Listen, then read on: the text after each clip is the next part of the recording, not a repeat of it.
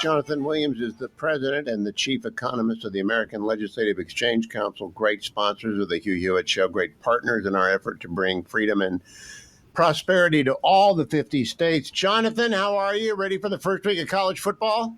I sure am. Absolutely. Yeah, go Wolverines, go blue, right? You're missing my Michigan background today. Are you? I know. That's what I told people. I won't miss that part. But are you rooting for Ohio State over Texas, I hope?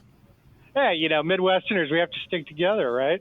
Well, unless it's the game. All right, let's get to Louisiana. Now, LSU folks may be listening. I want them to understand we're not going to talk about the Tigers. We're going to talk about the Louisiana comeback because it's really extraordinary. Jonathan wrote about it over at alec.org/article, or you can Google Jonathan Williams and the Louisiana comeback.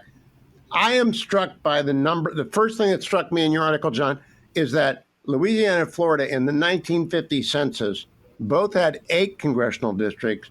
Today, Louisiana has 6 and Florida has 28. What happened?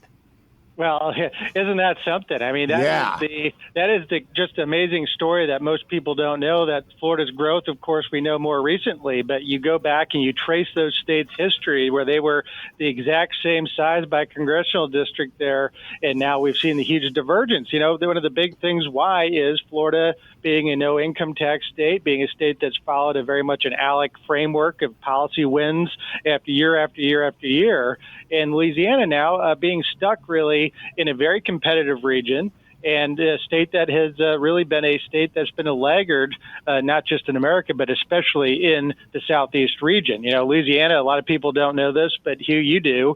Louisiana lost over 250,000 people over the last 10 years on net alone to the other 49 states. And you had John Bel Edwards at that point as governor, who was expanding Obamacare by executive order and doing all more things to make Louisiana more dependent on the federal government and probably less competitive as a result.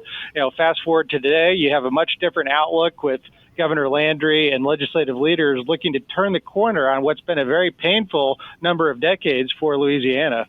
Now, the economic outlook that ALEC does ranked last year, Louisiana was 31st among the 50 states, but it surged to 18 this year. What did they do? What have they begun to embrace under Governor Landry? It's a great point, Hugh, and that is the biggest gain of any state in the 2025 Rich States, Poor States, which you, of course, find at richstatespoorstates.org. Louisiana, one of the big drivers of that was they became part of this national movement that we at ALEC have been helping to lead, and that is the flat tax revolution. They were the latest state to move their state progressive income tax to become outdated, especially when you're competing against the flat tax of 0 in Texas and 0 in Tennessee and Mississippi going to work to eliminate their income tax. Louisiana realized that they had to do something different, and they went to a 3% flat tax on personal income that Governor Landry signed into law. They brought us in to testify on that before the bill got started, just in the conceptual phase, because they realized they needed to be competitive. And in Louisiana's case, they needed to benchmark themselves. They didn't like where they were benchmarking themselves, obviously, being a huge loser of population, being one of the biggest, most problematic factors of that, and they needed to do something different. And you combine that with their school choice opportunity program that they have with the Gator Scholarship that needs some additional funding, but is a great move towards universal education freedom, tort reform. You get on the list of what they've done, and it has been an incredible turnaround story indeed. I want to stick on the 3% flat tax for a moment, because you and I are Virginians, and we're at 5.5%. Highest marginal rate in Virginia. Looks good compared to Maryland. Isn't really competitive compared to Tennessee and compared to Louisiana now at 3%. Of course, Florida at 0%. Do you think that Winsome Sears is she campaigning on that, on lowering taxes to stay competitive, or is she yielding the issue to Spanberger? No, I think, what I've heard from Lieutenant Governor Sears, and as you know, she serves on the ALEC board, and It's been great to have her involved.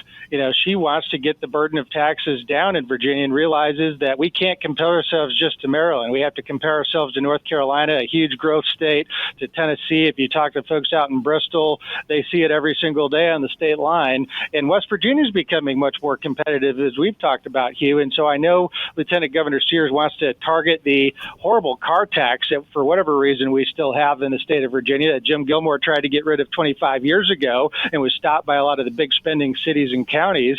And also the income tax. I know it's a huge factor. And how do you get there? You do it with common sense, free market economic policy and pair it with good spending policy, of course. Yeah, one of the things they did in Louisiana that you point out is they balanced the budget. They did not raise taxes. They did not borrow. They did implement hiring fees, and they scrubbed Medicaid rules for waste, fraud, and abuse, saving tens of millions for the state. Can't every state do the same thing on Medicaid? Well, yeah, absolutely. Hugh, this isn't rocket surgery, as our good friend Art Laffer likes to say. This is common sense tools that every state has at its disposal. And it's something, of course, now with the federal One Big Beautiful Bill Act, we're going to see a whole lot more of it when it comes to work requirements, at least, and some other ways to prevent fraud and abuse. But states can take that in their own hands and continue to move even faster than the federal rules will have. And we just this week, I know, Michigan is still a sore spot, Hugh, but our good friend Matt Hall, Speaker of the House, just released the Michigan House Republican budget that cuts $5 billion of waste, fraud, and abuse, including moving up work requirements in Medicaid. So Louisiana did it. Michigan's in the progress of doing it in the Michigan House.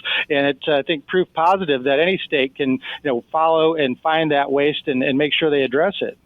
Part of the secret sauce for getting a state up in the rankings and thus moving in the right direction is tort reform. Now, it bores a lot of people to tears, but absent tort reform, businesses flee. I listened to Ben Domich talking to Chef Andrew Gruel, who's on the city council of Huntington Beach, is a famous celebrity chef. California is a nightmare for small business owners. What did Louisiana do in the tort reform area? Well, they really started to address some basics there when it comes to cap on punitive damages and some other common sense tort reforms. And one of the reasons why they address this, and you know this, Hugh, is Louisiana had seen insurers that wouldn't even write new policies when it comes to homeowners and car insurance in Louisiana, similar to what we had seen in Florida previous to the tort reforms, that now we're beginning to see insurance rates fall in Florida after they've done those important reforms. And so back again to common sense. I mean, this is obviously a balance when it comes to these kind of decisions, but for far too long, I think the trial lawyers had been far too powerful in states like Louisiana, and they've been paying the price when it comes to consumers who weren't even able to get automobiles or home insurance written by some providers that had even moved out of the state. And of course, that problem continues in places like California to this day. And it will not end until they actually get serious about saving the state. I want to recommend to everyone richstatespoorstates.org, richstatespoorstates.org. It's a free book. It will tell you where your state lives and breathes and either prospers or dies slowly on the vine, given what kind of policies. And if you want to find out reports like this, get the State of the States newsletter. Head to ALEC, ALEC.org/Hugh. ALEC.org/Hugh. Jonathan is always writing up this stuff. ALEC is continually innovating and bringing us reports of great innovations at the states. ALEC.org/Hugh.